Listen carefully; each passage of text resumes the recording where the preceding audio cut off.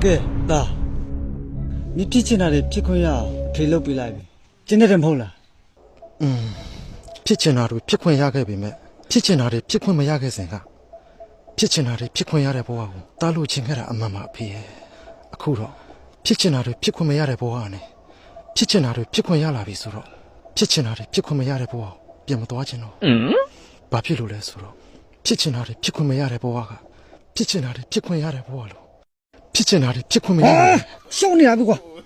မကျင်လာလည်းမကျင်လာလည်းထုံးနေပြော ဟုတ်ကျင်းပါလေအေးအဲ့ဒါကိုသိချင်တာ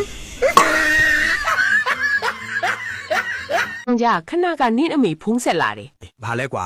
နင်းမေငါအမေနဲ့မင်းကလည်းယဉ်ကျေးမှုမရှိလိုက်တာကွာငါတို့လက်ထပ်ထားတာတော့ဒီလောက်ကြာနေပြီငါအမေကနင်းမေမဟုတ်လို့လား မဟုတ်သေးဘူးလေ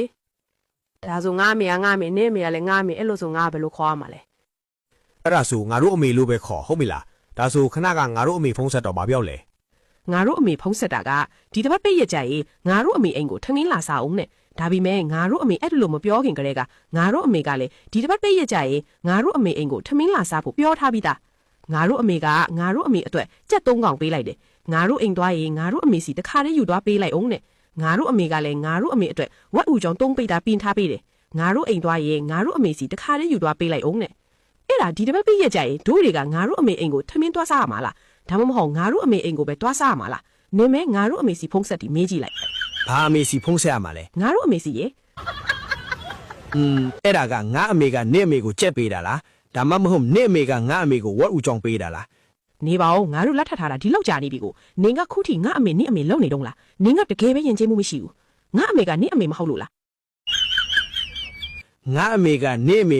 နင့်အမေကလည်းငါအမေငါတို့အမေဆိုတာဘယ်အမေလဲ အာရုအမေငါတို့အမေအာရုအမေ ရှင်နဲ့ကျမလမ်းခွဲတော့ ကို့မှာဘာပြည့်ရှိလို့လဲကွာ ရှင်းမပြည့်မရှိဘူးရှင်းနေပြပြည့်ရှိတယ် ဟာဒီလေးကမင်းအားကြောင့်ပြောတာငါနေနေပါလို့ အဲ့ဒီလေးပြောရမှာဘူး ဟာဘယ်ညီလေးကိုပြောရအောင်ဟာ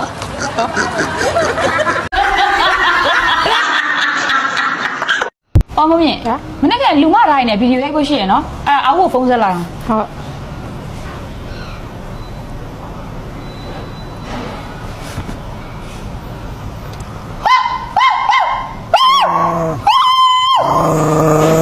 ဘိုင်